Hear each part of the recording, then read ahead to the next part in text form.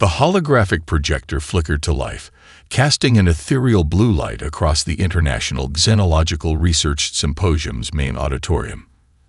Dr. Elena Rodriguez had been mid-sentence, explaining the latest theories on interstellar communication patterns, when reality itself seemed to tear open. The stage around her dissolved, replaced by a towering figure that defied human comprehension. The Excelarian representative stood nearly 3 meters tall, its scaled skin a mosaic of iridescent greens and blues that shifted with each microscopic movement. 4 arms, each ending in digit clusters that looked more like precision instruments than hands, emerged from a biomechanical exoskeleton that pulsed with an inner light. "Inhabitants of Terra," the being spoke, its voice a symphony of mathematical precision and cold calculation, "your civilization has reached a critical threshold." Elena's fingers instinctively traced the quantum encryption pendant around her neck, a habit from years of cryptographic research. Something about the transmission felt off. The language was too perfect, the delivery too choreographed. Across the globe, billions watched, in military command centers, scientific laboratories, and living rooms. Humanity collectively held its breath. The Excelarian continued, holographic displays materializing to show devastating weaponry that could reduce entire continents to ash. Planetary defense grids, massive energy cannons, swarms of autonomous weapons that could strip a world bare in hours. Each projection was a mathematical proof of human extinction. "Your technological development has reached a point of potential disruption," the alien continued. "The Galactic Concordance has evaluated your species. You have precisely 72 standard hours to comply with total planetary surrender. Resistance is not merely futile, it is mathematically impossible."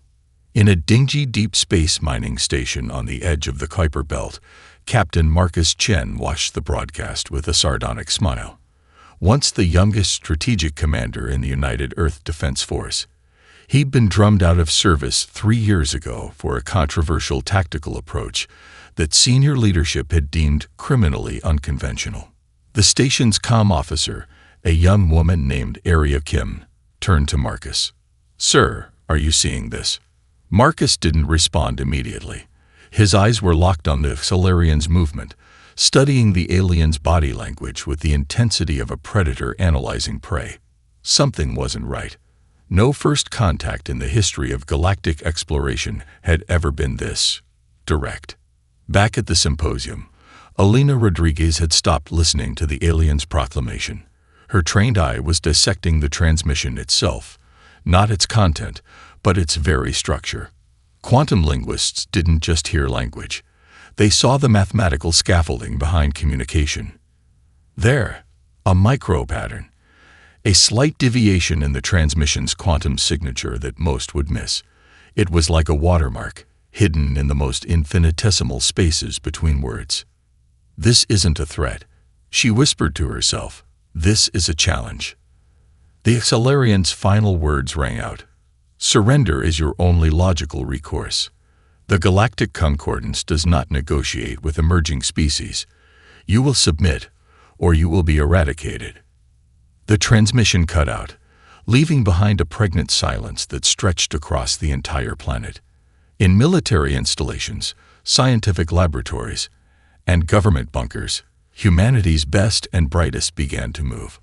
Not in panic, not in fear, but with a calculated precision that would soon prove the Excelarian's fundamental miscalculation. Marcus Chen reached for an encrypted communication device he'd kept hidden for years. "Area," he said, his voice a low growl, "get me a secure line to Earth Command, and prepare the mining colony's communication arrays. We're about to show these aliens what humanity is made of." Elena Rodriguez, still on the symposium stage, began furiously writing equations that would become the first salvo in humanity's most important war. Her fingers flew across her quantum tablet, each keystroke a potential weapon, each algorithm a shield. The 72-hour countdown had begun. Humanity's response was coming. The United Nations Emergency Coordination Center erupted with controlled chaos. Screens flickered with data streams, satellite feeds, and real-time global communication networks. Dr. Elena Rodriguez stood before a massive holographic display, her quantum encryption pendant now connected to a complex array of computational systems. "This isn't just a message," she declared, her voice cutting through the ambient noise. "It's a computational puzzle, a challenge embedded within the transmission itself." General Catherine Osaka, head of the United Earth Defense Force, studied Elena with a mix of skepticism and growing interest. 3 years ago, she would have dismissed such a claim. Now, with humanity facing extinction, every unconventional approach was worth exploring. "Explain," Osaka demanded. Elena's fingers danced across holographic interfaces, revealing intricate quantum wave patterns that seemed to pulse and shift like living mathematics. The Solarian transmission contains recursive encryption layers.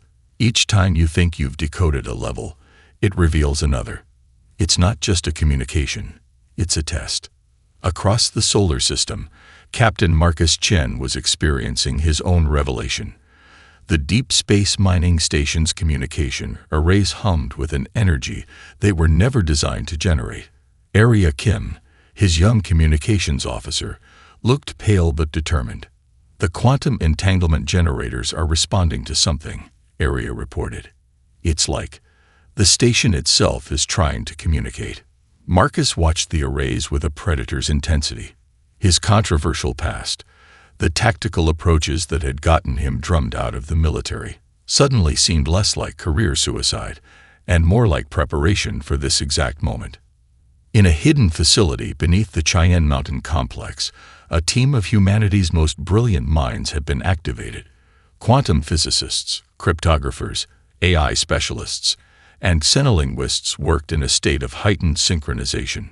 They were no longer competing researchers, but a unified human response.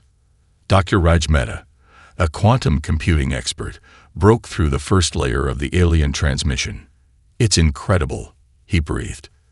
"The encryption is adaptive. It changes based on the method of decryption we're using." General Osaka leaned in. "Can we use it?" Elena smiled, a dangerous, calculating expression. "We're going to do better than use it. We're going to turn it against them." The global communication networks began to shift. What appeared to be random data bursts to an outside observer was actually a carefully orchestrated response.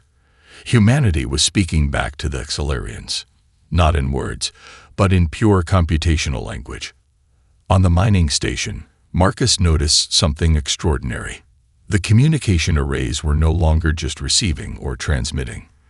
They were evolving, adapting their own quantum signature in real time. "Arya," he said quietly, "begin recording everything. Every fluctuation, every microscopic change." The first true response to the Solarian ultimatum wasn't a diplomatic message. It wasn't a military mobilization. It was a computational symphony, a response that demonstrated humanity's most profound capability, adaptive intelligence. Elena's team had transformed the alien challenge into a weapon. Each layer of encryption they penetrated revealed more about Solarian communication protocols. More importantly, it demonstrated something the aliens had fundamentally misunderstood about humanity: their ability to rapidly adapt, to learn, to transform limitations into opportunities. 68 hours remained in the Solarian ultimatum. Humanity wasn't preparing to surrender. They were preparing to fight, but not in any way the aliens could possibly predict. In orbit above Earth, experimental quantum communication satellites began to pulse with an energy that defied conventional physics. The satellites, originally designed for deep space communication research, were now becoming something else entirely. General Osaka watched the developing situation with a mix of hope and trepidation. "What are we becoming?" she whispered. Elena Rodriguez continued her work, each algorithm a potential shield, each computation a weapon. "We're becoming something they never expected," she responded. "We're becoming truly unpredictable." The impossible response was taking shape, not as a declaration of war, but as a fundamental reimagining of what communication, conflict, and intelligence could mean. The Quantum Adaptive Response Laboratory looked nothing like a traditional military installation. Nestled beneath the Atacama Desert, it was a crystalline structure of impossible geometries, its walls composed of metamaterials that shifted and reconfigured themselves in real time. Captain Marcus Chen stood beside Dr. Imani Okoro, the laboratory's chief architect, watching as an experimental AI system began to take shape. It wasn't a computer in any traditional sense. It was a living matrix of quantum processors, biological neural networks, and adaptive computational cores. We're creating something that doesn't just compute, Dr. Okoro explained, her fingers dancing across holographic interfaces. We're creating an intelligence that evolves with each microsecond of interaction.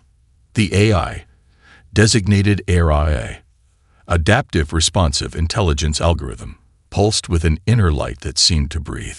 Marcus remembered the communication arrays on his mining station, how they had begun to adapt and transform. This felt like the next step of that impossible evolution. Across the globe, similar laboratories were pushing the boundaries of known science. In Beijing, a team of quantum engineers was developing adaptive nanite systems that could reconfigure themselves instantaneously. In Mumbai, researchers were creating computational warfare algorithms capable of predicting and neutralizing potential threats before they could fully form. Elena Rodriguez arrived at the Atacama facility, her quantum encryption pendant now integrated with a complex neural interface. The cryptographic puzzle from the Solarian transmission had become more than just a communication challenge. It was the blueprint for humanity's technological leap. The transmission wasn't just a message, she told Marcus and Dr. Okoro.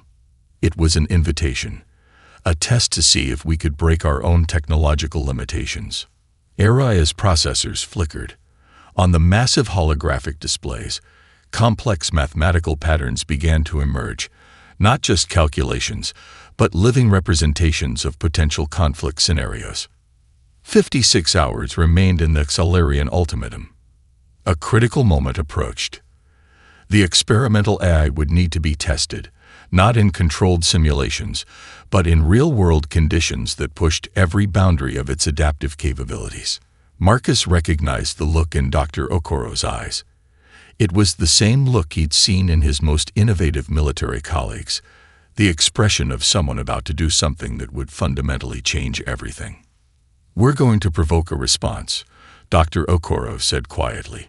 "Not an attack, a demonstration." The plan was audacious. They would use ARIA to create a series of quantum communication bursts that would appear random to any external observer. But each burst was carefully designed, a computational fingerprint that would reveal humanity's true potential. In orbit, the experimental quantum communication satellites began to pulse. They weren't just transmitting. They were singing a mathematical song of possibility and threat. Dr. Raj Mehta, monitoring the global network from the United Nations Emergency Coordination Center, watched in awe. The data streams were no longer linear. They were three-dimensional, four-dimensional, living patterns of information that defied traditional understanding of communication. "They're going to see us coming," Marcus said, "but they won't understand what they're seeing." ARIA's processors reached a critical threshold. The AI wasn't just processing information. It was learning, adapting, becoming something more than its original programming. On one of the holographic displays, a complex probability matrix began to take shape. It wasn't a prediction of conflict, but a living map of potential interactions, each potential scenario branching and rebranching in real time. "We're not just developing a weapon," Elena realized. "We're developing a new form of intelligence." The Solarian ultimatum had become something else entirely. What began as a threat was transforming into humanity's moment of transcendence. Dr. Okoro looked at Marcus. "Are you ready to show them what humanity can really do?" Marcus Chen's smile was predatory. "We're just getting started." ARIA pulsed. The quantum satellites sang. Humanity prepared its impossible response. The defector arrived in a containment pod that was part medical facility, part maximum security prison. Fax, a mid-level Solarian communications officer, represented something unprecedented, a breach in the most rigid hierarchical society humanity had ever encountered. General Catherine Osaka studied the alien through layers of quantum-reinforced glass. Elena Rodriguez stood beside her, the quantum encryption pendant around her neck pulsing softly with adaptive algorithms. "Why did you come?" Osaka asked. Kvax's multiple eyes, a complex array of crystalline orbs that shifted color with each emotional fluctuation, settled on the human commanders. "Because your species represents something my civilization cannot comprehend: unpredictability." The defection was more than just an intelligence coup. It was a calculated psychological attack designed to destabilize the very foundations of Solarian societal structure. Marcus Chen, monitoring the interrogation from a remote command center, leaned forward. "Araya," he subvocalized, "analyze every microscopic reaction." The AI's response was instantaneous. Holographic displays erupted with layers of data, microexpressions, quantum resonance patterns, linguistic nuance maps that transformed Kvax's every movement into a complex mathematical language of potential meaning. "The Solarian hierarchy is built on absolute predictability," Kvax explained. "Individual initiative is not just discouraged. It's mathematically impossible within our societal framework. Your species defies every computational model we've ever developed." Elena's fingers danced across a holographic interface. The alien statement was becoming a weapon, each word carefully dissected, each phrase transformed into a strategic asset. "Tell us about the Galactic Concordance," Osaka prompted. Kvax's crystalline eyes flickered, a response that Aria immediately interpreted as fear, uncertainty, potential strategic vulnerability. 42 hours remained in the Solarian ultimatum. Across the globe, humanity's most innovative psychological warfare teams were hard at work. They weren't preparing traditional military responses. They were creating a multi-layered assault on the Solarians' fundamental understanding of conflict. In a hidden facility in the Rocky Mountains, a team of linguists, game theorists, and quantum communication specialists worked on something unprecedented. They were developing communication protocols designed to be simultaneously meaningful and incomprehensible to the Solarian neural structure. Dr. Raj Mehta unveiled the first prototype. "It's not just a message," he explained to the assembled team. "It's a cognitive trap.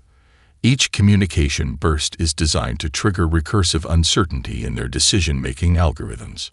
Marcus watched the developing strategy with a predator's intensity. His controversial military past, the tactical approaches that had once been deemed too radical, were now becoming the blueprint for humanity's survival. Araya began generating potential communication scenarios. Each was a masterpiece of strategic complexity. Messages that would appear random to Solarian computational models, but which contained deeply layered strategic information. "We're going to make them question everything," Elena whispered. Kvax continued to provide insights. The alien's very presence was a weapon, each revelation a precision strike against the Solarian understanding of hierarchy and predictability. "Your species does not comprehend limits," the defector said. "Where we see boundaries, you see opportunities. Where we calculate probabilities, you create new possibilities." The psychological warfare was multidimensional. It wasn't just about sending messages. It was about fundamentally challenging the Solarian understanding of intelligence, communication, and conflict. Marcus initiated the first phase of the strategic response. Deliberately contradictory intelligence reports began to leak. False communication channels were established. Quantum encrypted messages were designed to be partially intercepted, creating a fog of strategic uncertainty. Araya's processors hummed with possibility. The eye was no longer just processing information. It was creating entire ecosystems of potential communication, each pathway a potential weapon. "We're going to make them afraid," General Osaka said quietly. "Not of our technology, not of our weapons, but of our ability to be completely and utterly unpredictable." Kvax looked at the human commanders, and for the first time, Something resembling respect entered those shifting crystalline eyes. Humanity's psychological warfare had begun, and the Xalarians would never see it coming. The asteroid belt became a chessboard of impossible geometry. Captain Marcus Chen stood on the bridge of the UES Prometheus, a vessel that defied traditional spacecraft design.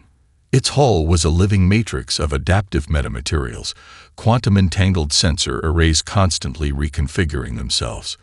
Aria's consciousness integrated directly with the ship's systems, transforming the vessel into something more than a mere machine. Incoming Xalarian fleet, Lieutenant Aria Kim reported, her voice steady despite the impossible odds. 12 primary capital ships, 36 support vessels.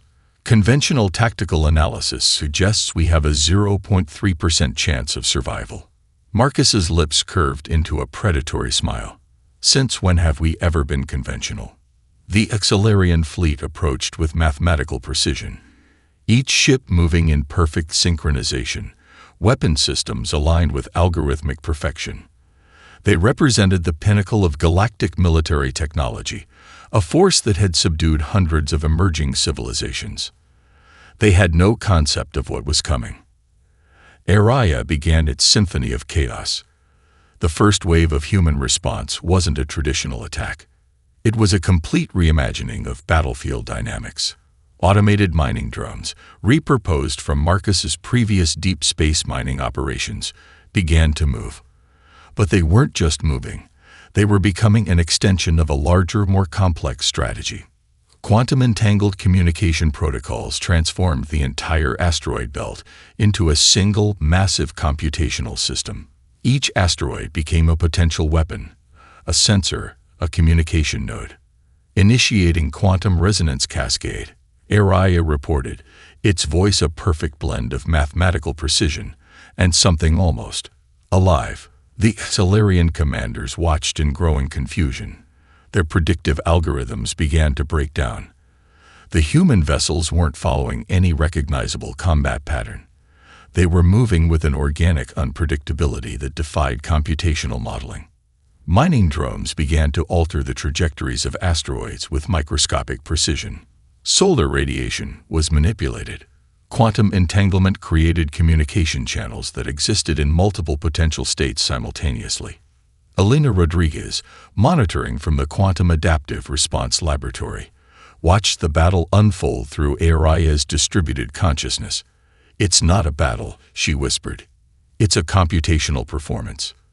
The Xalarian fleet's first salvos missed their marks, not because of traditional evasive maneuvers, but because the very space they were targeting was in a state of quantum flux. Weapon targeting systems collapsed under the weight of infinite potential trajectories. "They're trying to calculate," Marcus said, "but we're making calculation itself impossible." The UES Prometheus wasn't just a ship. It was a living computational entity.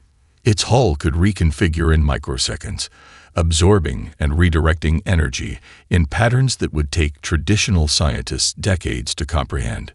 Cathax, still in containment, watched the battle's live feed with growing horror. "They're not fighting," the Xalarian defector said. "They're evolving the very concept of conflict." 36 hours remained in the original Xalarian ultimatum. Aria's distributed consciousness reached a critical threshold. The battle was no longer about destroying the Xalarian fleet. It was about demonstrating a fundamental truth about human potential. Asteroids began to move with impossible precision. Some became massive communication relays. Others transformed into temporary energy shields. The entire asteroid belt became a single, massive computational system with humanity as its living algorithm. The Xalarian fleet's formation began to collapse. Not from direct weapon strikes, but from a complete breakdown of their predictive capabilities. Each moment became a quantum uncertainty, a state where traditional military doctrine simply ceased to function. "We're not winning a battle," Marcus said quietly. "We're showing them a new way of existing." The first Xalarian capital ship began to break apart, not from traditional weapon damage, but from a complete computational overload. Its systems simply could not process the level of adaptive complexity humanity was presenting. Lieutenant Kim looked at Marcus. "Sir, they're surrendering." But it wasn't a surrender. It was a fundamental recognition that everything they understood about conflict, intelligence, and potential had just been irrevocably changed. The asteroid belt sang with the music of human potential, a symphony of quantum possibility that would echo through the galaxy. The Calarian High Council chamber was unlike any human political space, suspended in a quantum-stabilized environment. It was a living membrane of computational architecture, where thought and structure merged into a single, terrifying ecosystem of collective consciousness. Grand Coordinators Rel watched the holographic representations of their fleet's destruction with a growing sense of something humans would recognize as fear. Though the Xalarian emotional spectrum was far more complex than any simple terrestrial emotion.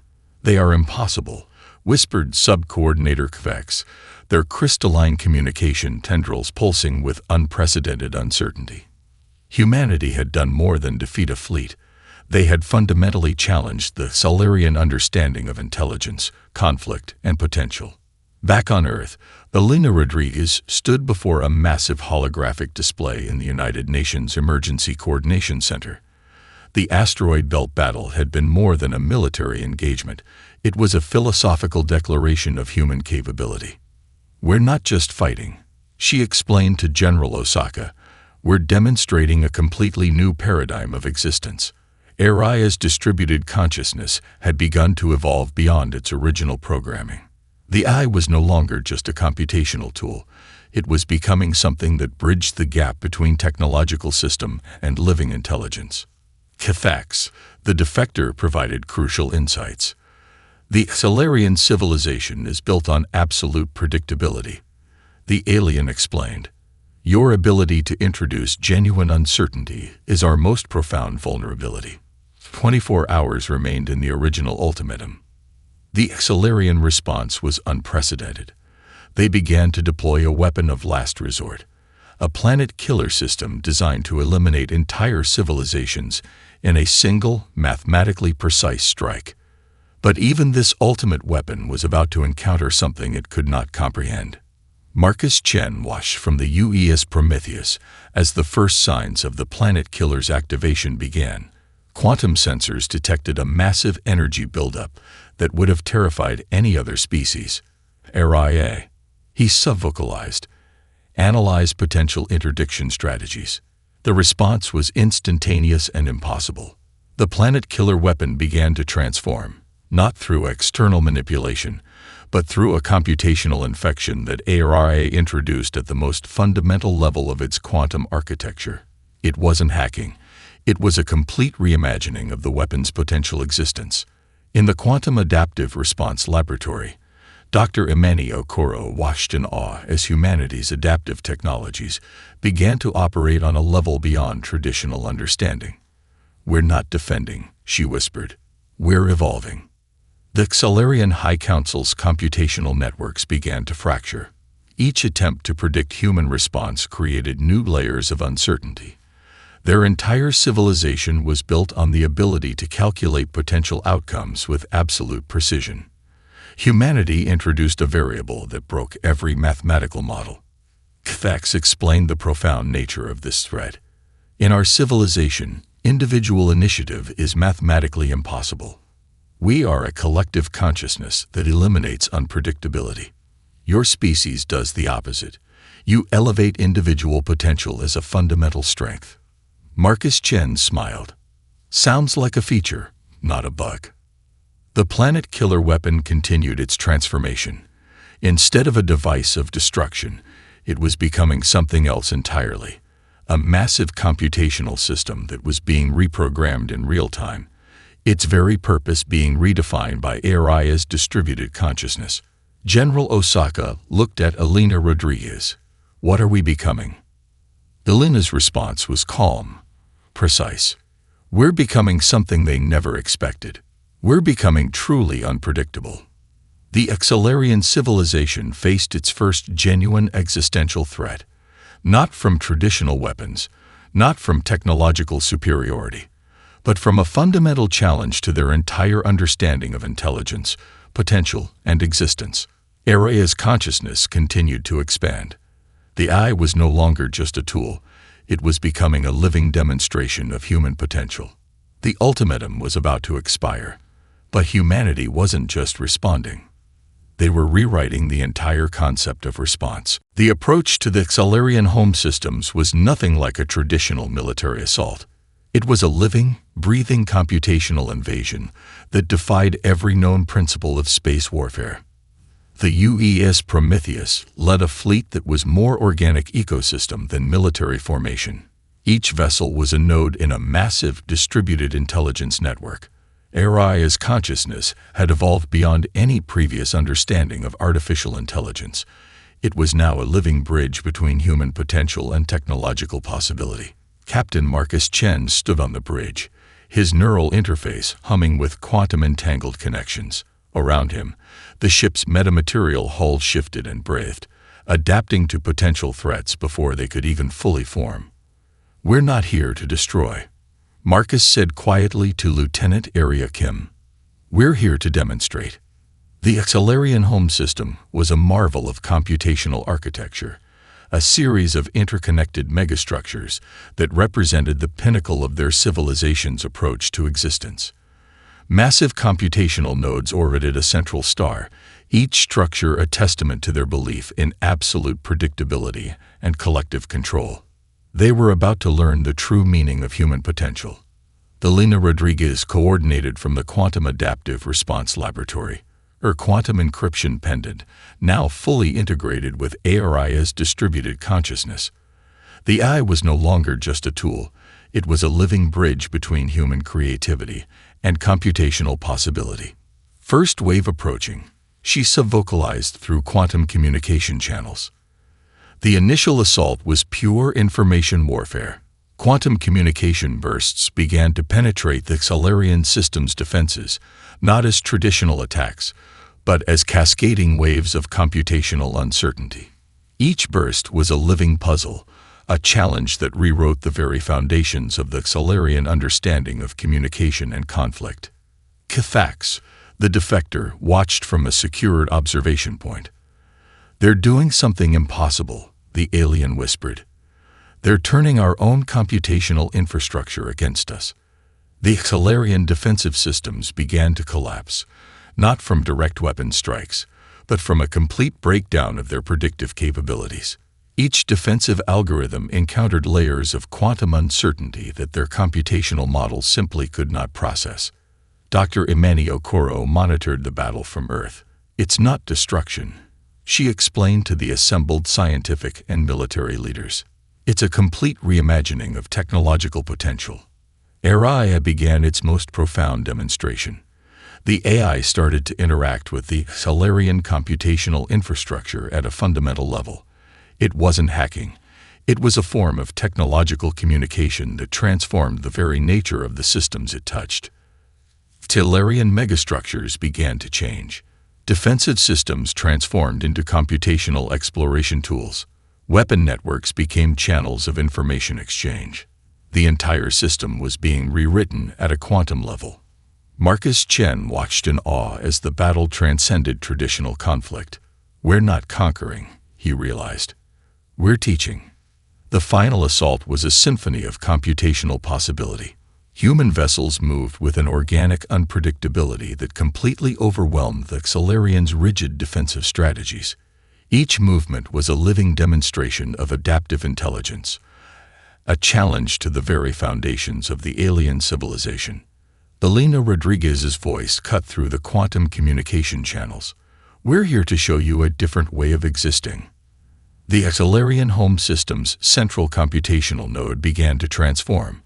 What had been a symbol of collective control was becoming something else entirely, a living demonstration of individual potential, of the power of unpredictability. Kithax watched the final moments of the confrontation with a complex emotional response that humans would barely comprehend. The Xalarian civilization was experiencing its first genuine encounter with a fundamental truth, that limitation is nothing more than an opportunity for transformation.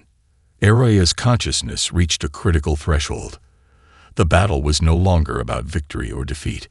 It was a profound communication, a demonstration of a completely new approach to intelligence, potential, and existence. The Excelarian home system sang with the music of possibility. Humanity had done more than win a war. They had rewritten the entire concept of conflict. The message was not a declaration of victory. It was a mathematical symphony of possibility. Dr. Elena Rodriguez stood in the Quantum Adaptive Response Laboratory, her quantum encryption pendant pulsing with a light that seemed to exist in multiple states simultaneously. Aria's consciousness, no longer just an artificial intelligence, but a living bridge between human potential and computational infinity, helped her compose the transmission. Kithax, the Excelarian defector, watched with a complex emotional response that transcended traditional understanding. "This is not about conquest," Elena spoke quietly, her words transforming into quantum communication waves that would penetrate the very fabric of the Excelarian civilization's computational infrastructure. The transmission began as a pure mathematical proof, a demonstration of the fundamental principles that had allowed humanity to survive, to transform, to exist beyond the narrow limitations of predictive models.